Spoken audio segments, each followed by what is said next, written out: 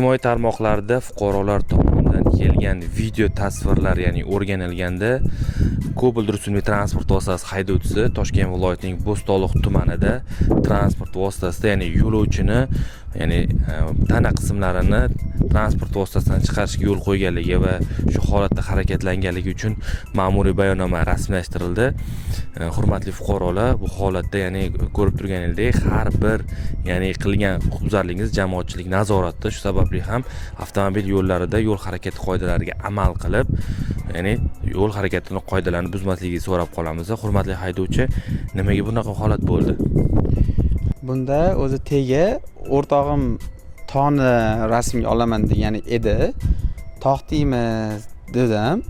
Bo'ldi, xo'p dedi. Men yo'lga qarayotgan podyomnik bo'lgani hisobiga yo'lga men qaraganimda u oynadan chiqdi.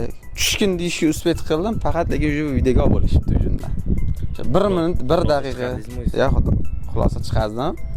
Boshqa qaytarilmaydi, xudo xolasa uje. Kelajakda yo'l harakati qoidalariga amal qilishingizni so'rab qolamiz.